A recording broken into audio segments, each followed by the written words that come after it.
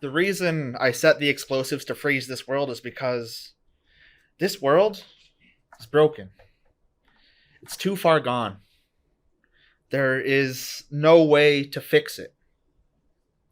Other than the problems us humans made, the virus has spread worldwide and no sign of a cure anytime soon. But I have a lead. A chance to fix this, but I need more time. So I decided the only way to get the time necessary is to freeze the virus and the world with it. The world would stop moving. Then I would find a way to fix this mess up of a world. The reason I don't make a weapon to fight the infected is because I don't think we can hurt them, let alone kill them. You've seen the newest forms of the infected, maybe, but the earliest infected was 3 months ago. And as you know, the longer the fungus is in the air and the longer someone is infected, well, the infected particles gather to form harder skin and armor, to the point where tanks and bombs don't kill them. So the only thing I can think of doing is freezing them. But we'll need to freeze all the non-infected as well. So the last thing I need is some test subjects for my research. So you're coming with me, Crane.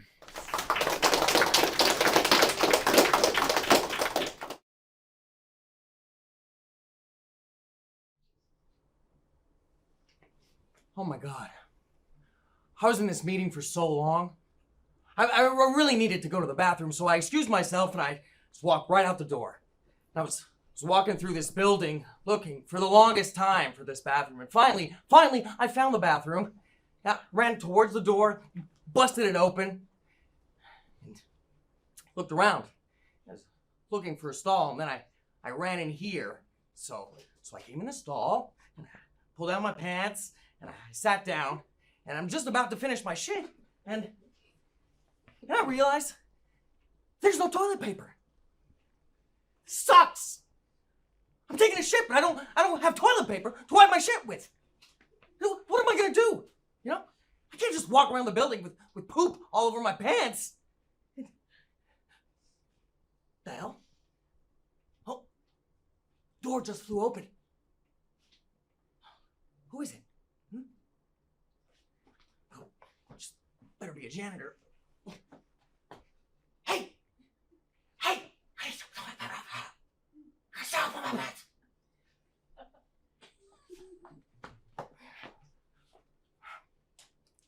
Turns out it was Janitor Donald's. With no toilet paper. He informed me that there's no traces of any toilet paper anywhere. What the hell, man? Why doesn't this guy have any toilet paper? Like, come on, man, you're a janitor. You're supposed to help me out over here.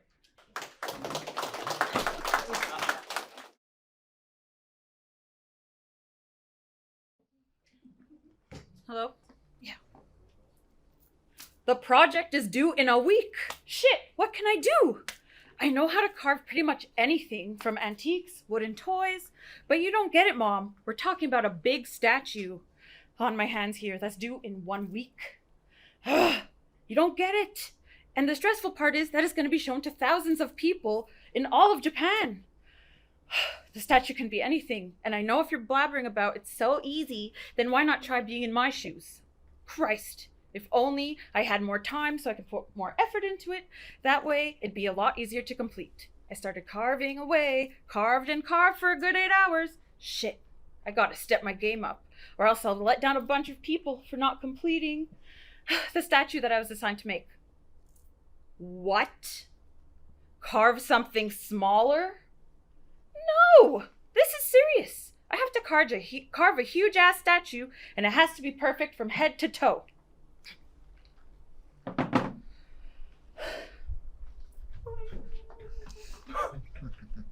A few days had come by fast, and I have 3 days left. I've gotten halfway into the statue, and it's still yet to be completed. What do I do? This stupid statue is due in 3 days, and I have only come barely halfway.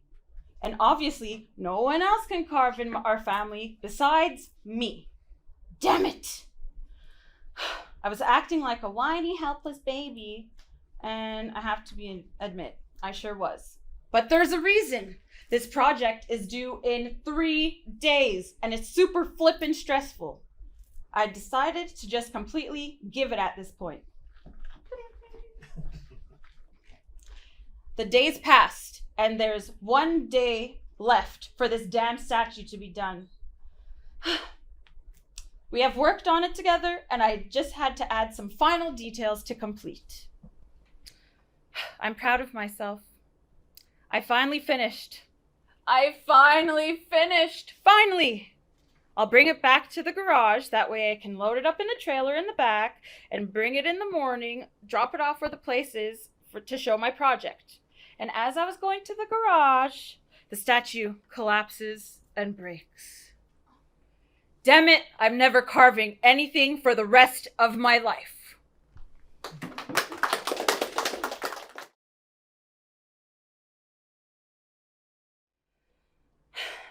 I've been worried about my son, Victor. I believe a 36-year-old man should have a job, a house, and maybe even children. My son has none of that. Nothing to show for his 36 years on this earth. He still lives with me and his dad. He doesn't want to get a job, and he has no aspirations. Me and his dad try to help him, but it's useless. He doesn't want to do anything. His siblings have achieved great things in their lives, and I think Victor is jealous. Jealous of that, but doesn't put in the time or the effort to get a similar success. My feelings on this have been in the back of my mind for a long time. I love my son. I would never say mean things about him or to him, but one day I had enough of all this. So, after he took a frozen pizza that was for a birthday party, I went off on him. Come on, it's just pizza. What's the big deal? He said in his stupid voice. You dropped out of school. You don't work. You don't do anything, Victor. All I want for you is to be successful in life. By your age, Some riz. your dad had 3 kids, a house, and most importantly, some riz. It's more than just the Giuseppe's frozen pizzas, Victor. It's how hopeless you are in everything you do. You contribute nothing to society. You're a disappointment, a couch potato, a nobody. I regret having you. You need to get a job and get a life, or you're out by next week. After walking away, I thought about it and went to Victor's room to talk to him. Please, Victor, I'm not saying this to be mean, but I just want to motivate you. You want the big house, the hot girlfriend, the money. And you think you don't have the strength to do it. But you do, Victor, and I'll help you. We are here for you, me and your dad.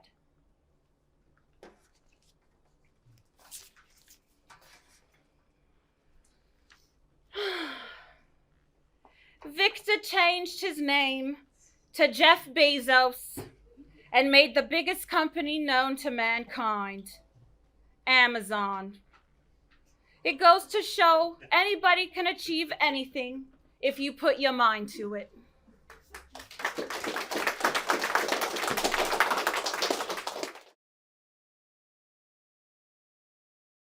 Hey. OMG. Did you hear what people are saying about our science teacher, Mr. Doodlebop, and his fiancée, Miss Doodlebop? Because people are saying that he's gay and only proposed to her to keep it a secret. And that he chose her because she's too stupid to tell that he's gay. Yes. And, okay. I heard that he's been hooking up with another teacher. You know our French teacher, Mr. Adam? Yeah. Him. But I also heard the French teacher has a pregnant wife at home and is pregnant with his second child. I know, it's crazy, right? And you know Mark from our history class? Well, he told Trisha, who told me that Mark saw them making out in our French class while the students were on break. Oh my God, don't you? I know. But then I heard from my mom's friend, who's friends with the French teacher's wife, that the kid is in his because his wife has been sleeping with another one of her coworkers. Yeah. And I heard that one of the other French teachers knows that the kid is not his. You know the one, Mrs. Doodlebops. Yeah. It's funny she can figure that out, but she can't figure out that her fiancé is having an affair with one of his coworkers. Yeah. And I heard that she's a creep. Yeah. You know my friend Katie Cruz? She's flirting with her boyfriend all the time. Why? That's why she hates her so much. So not only is he messed up for cheating, she's a creep. 1 period later. Oh my God. OMG. I just saw Mr. Doodlebop and Mr. Adam making out in the science lab, and when I was walking to class after we spoke, and I know, I'm gonna be traumatized for the rest of my life. Also, I heard from my mom because she called me, and she told me that Mr. Adams' wife is becoming suspicious that he's cheating. She thinks he's cheating with Miss Doodlebop, but he's not. And Mr. Adam, he's cheating with Mr. Adams, so she still doesn't know that he's gay, and she got super angry even though she's cheating too, and she's pregnant with the guy's kid, so she's trying to keep it, on the D-low so that it doesn't ruin her perfect reputation.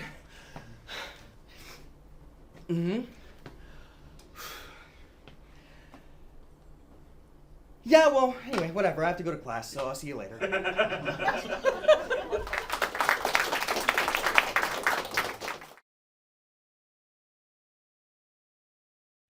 Oh, God, Maxine. I can't take Mrs. Doodlebop's crappy French class anymore. She is just so mean, and I can't tell you the amount of times she's yelled at me this week. I mean, I don't even do anything wrong. I do my work and sit quietly the whole class. Yesterday, I was sitting down writing my essay when she walked up to me and took my paper and said, "This is the worst essay I've ever seen in my 20 years of being a teacher. Do you think my class is a joke?" She was so loud, I couldn't hear anything but her whiny old voice. And hey, Maxine, you want to know what else she did after that? She tore up my paper. I had worked so hard on that paper, and she just stood there and ripped it apart. And every time she asks a question, she always calls on me. Like Mrs. Doodlebop, I didn't raise my hand. Obviously, I don't know the answer. And I know that she knows that I don't know the answer, yet she calls on me anyway. Honestly, if I woke up tomorrow and someone told me that she got hit by a double-decker bus and croaked, I wouldn't be upset. And yes, Maxine, I know that sounds bad, but I can't help it. But I feel that way when I know that she feels the same way about me. Maxine, I wish I had your French teacher. She seems so cool. I wonder why Miss Doodlebob hates me so much.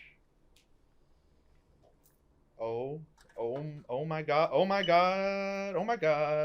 I think I figured it out. I know why Miss Doodlebob hates me so much. I think Miss Doodlebob hates me so much because she has a crush on my boyfriend, Chad. I mean, he is the captain of the football team after all. And she's always asking him to stay after class, to stay for extra help, and to lift such heavy things for her because, and I quote, "Such a big, strong, handsome man." Honestly, it would make so much sense since I heard from Patricia that the science teacher, Mr. Doodlebob, is having an affair with the other French teacher, Mr. Adam. So I heard she said that she was walking past the science lab and seeing them literally eating each other's faces off. I can't imagine that Mrs. Doodlebop would like something like that, so she's probably going after Chad now. Wow. I don't even know why I hadn't thought about this before now. It's so obvious that Mrs. Doodlebop is flirting with Chad. What a smelly, greasy-haired old hag! Really, I'm not that surprised, though. I am angry, though, and I need to find a way to get back at Mrs. Doodlebop. Anyways, okay, Max, I gotta go. See you tomorrow. Bye.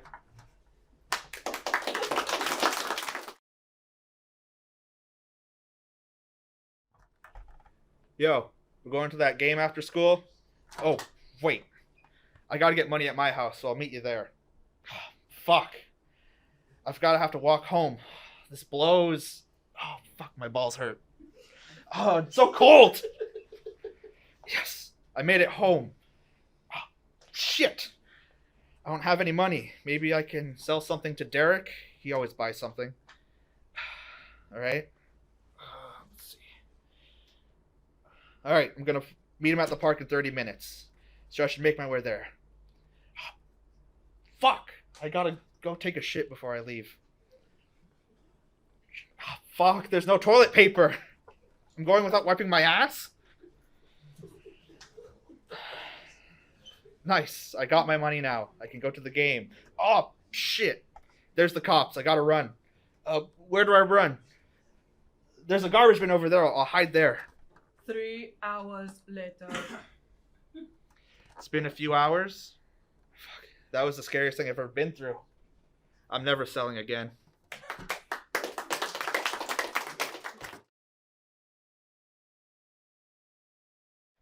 I wanted to meet with you today. Talk hockey. Oh, yeah, I'd love that. I mean, I'm really excited to be a top prospect for the league. Always dreamed of it. When I was younger, I used to carry my hockey stick everywhere I went, no matter what. It's just the love I have for hockey is like it's like a relationship. My friends. When I got to the OHL, I realized that I'd be going somewhere, and I'm willing to do what it takes to get me there. I ain't gonna be messing around in practices on the side. I'm always head in. I'm a good listener. Trust me. Last year's hockey season, I improved the most. I'm really hard on training and hitting the gym also. That'll really get you ready for the season. I'm telling you, right now, you take me to the Bruins, I guarantee you 5 cups in my whole career. I give you my word. What can I bring to the team? I really think I can bring the team together. Like, more of a family. Like, it'd be better on the ice, more connection, move the puck fast, you know when to give it. Yeah.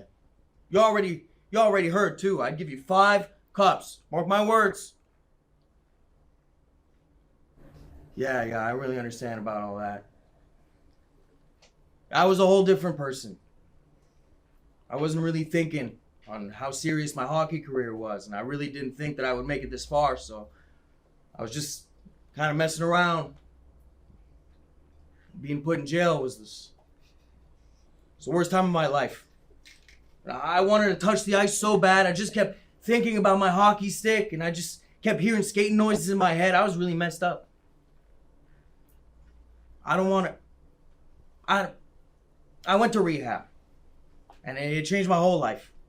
And now, I'm the happiest I've ever been. I don't want to be in none of that anymore.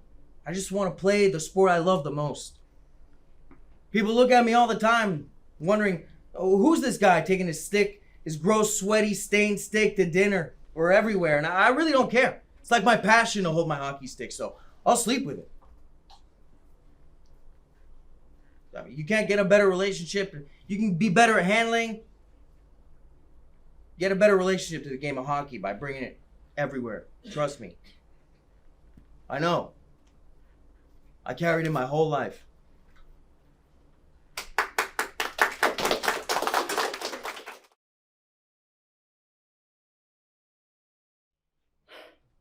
It's only been 15 minutes, but at the same time, it feels like it's been forever. I can't believe I just witnessed Robbie die.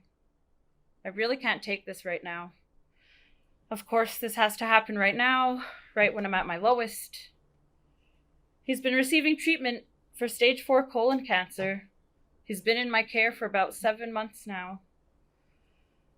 In the months that he's been getting his treatment, we had grown very close. He reminded me of my grandfather. I just felt very drawn to him and his vibes. He made me feel grounded. And then, even one time, he had told me that I reminded him of his granddaughter, which made me really happy. That he had someone in this sad place that he actually enjoyed talking to. But that fact really warmed my heart. Now, he's gone. I feel so empty inside and yet so guilty that I couldn't save him. I wish there was something different I could have done to save him, or maybe it wasn't even something that I could have done. Like, had started getting treatment right away, or had gotten an appointment with his doctor. Like, at the same time, I can't beat myself up over it. He was an old man. His time was coming close. But I didn't know it was going to be this close. I just feel, though, that it was his time, but at the same time, I really do feel that he had more time with him and that I can help him overcome that. But I couldn't. I feel as though I'm going to kick myself for the rest of my life. Thought I just need to talk to someone right now. I think I'm going to go to the break room to see if anyone in there that I actually want to talk to.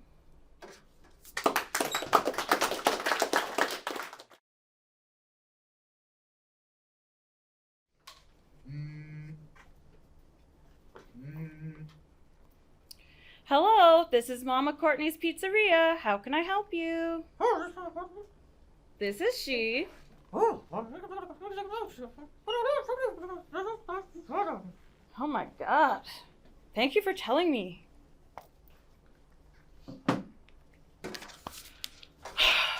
What? Oh my Lord.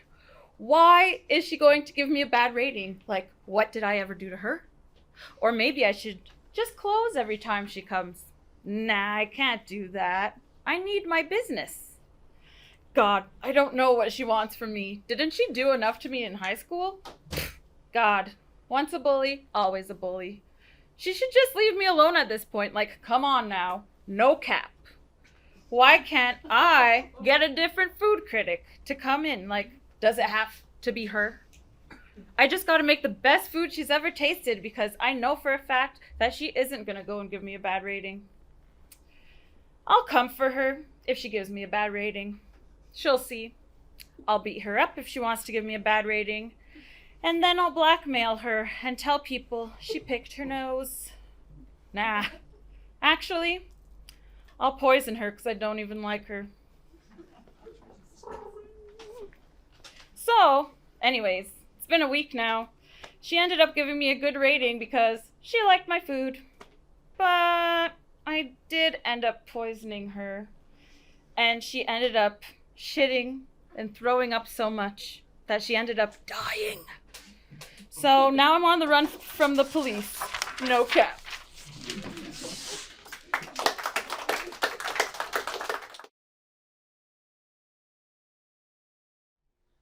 I can't believe we're at Target to find you a homecoming dress. Do you really think we're going to find something fancy for homecoming?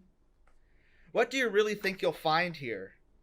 Oh, wow! Look at this summer dress. You can dress up like a bird for the fine price of, oh my God, $20!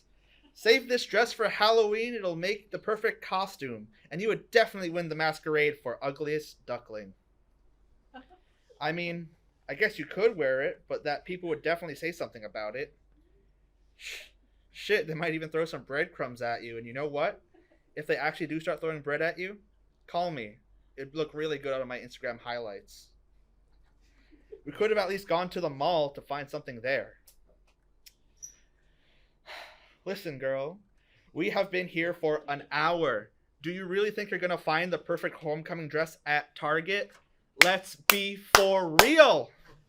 I love the confidence, but maybe we should go to the dress store down the road. It has a fancy Frenchman name called Genevieve's, and it might make you feel better. I got my dress there, and I think their dresses are beautiful.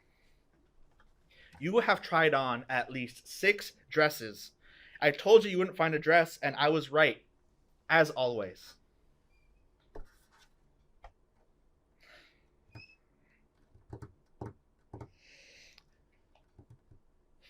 Okay, I didn't know what kind of situation you might be in, and I didn't think about what I was saying at the moment.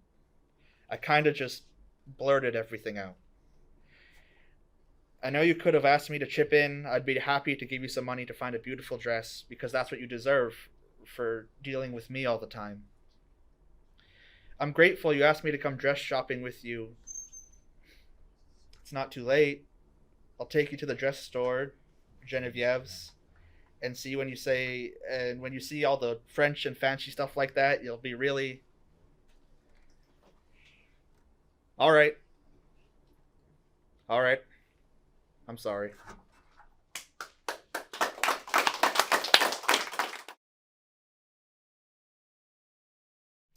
I don't want to fight this girl. She's been getting with guys and being a homewrecker.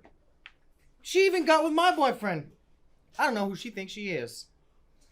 After class, I walked right up to her and asked her why she is doing this. She laughed in my face. I grabbed her shirt and punched her right in the face. She attacked me and threw me to the ground and punched me in the face. I ended up going on top of her and punching her right back in the face. I ended up going on top of her and punching her. Teachers were grabbing me, pulling me off. She got up and attacked me again while I was in the teacher's arms. I ended up getting away from the teachers and started to attack her. Then the teachers pulled us apart again, and they finally took me to the office, and they brought her there too. When I sat down in the office, they asked me why I fought her, and I explained why.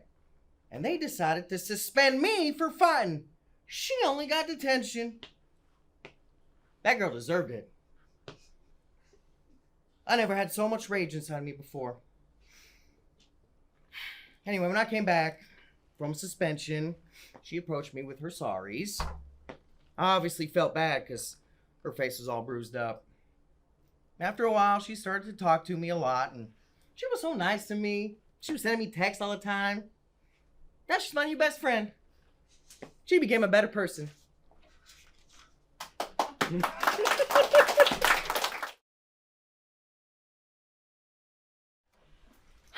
I've done everything for you, and all you do is complain. My entire life consisted of taking care of other people. All you do is shame and disrespect me. Have you ever thought to call your father and ask him why he left? Or where the hell he went? We were teenagers, and he left us. I was alone and scared. I was a dumb teenager who had no business raising a child, but I managed to do it. I had no one to help me. No one. You have a roof over your head, don't you? You get to live comfortably because of me. Everything I've done was for you and Riley. I finally did something for myself. I have dreams just like everyone else. I'm more than just a mom. I have opinions and dreams and aspirations. How dare you say that I don't love you? How can you sit there and say that I neglected you? If you're so worried that Riley's lonely, then why don't you spend time with her? As the eldest in my family, I was expected to take care of my siblings. No one expects anything from you. Each breath I take is for you and Riley. I love you so much. I love you and your sister more than anything. I'm sorry I yelled at you. I'm sorry if I ever hurt you. My life has never been my own. I've never made a decision for myself until now. I decided to go back to academia because it's what I want. When I graduated high school, I was offered a scholarship to Stanford. I had a great future ahead of me, but I turned them down for you. I wanted to have a good life. You already didn't have a father, and I didn't want you to lose a mother too. I had to be mom and dad for you. I had to make up for your father's absence.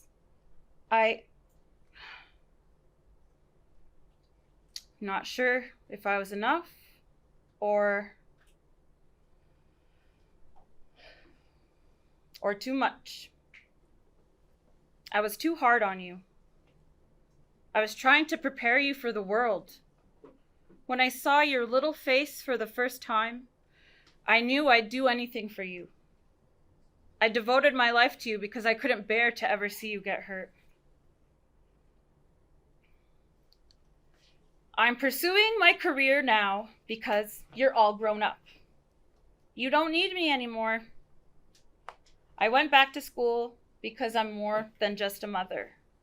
I want to show everybody what I'm capable of, so please, let me do this. And when I have my degree, I'll have all the time in the world.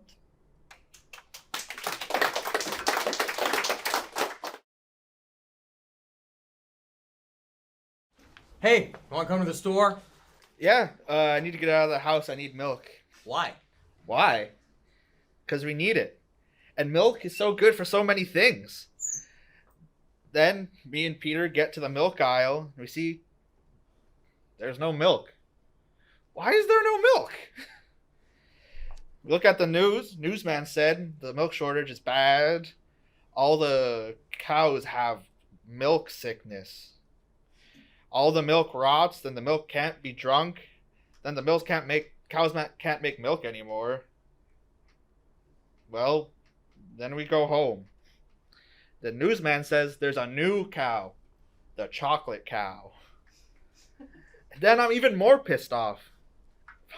I screamed so loud, Peter blocked his ears, and then he goes back to the car. Man, I need milk for my cereal, or I'm gonna kill someone. How about chocolate milk? No! I hate chocolate milk. It doesn't taste the same.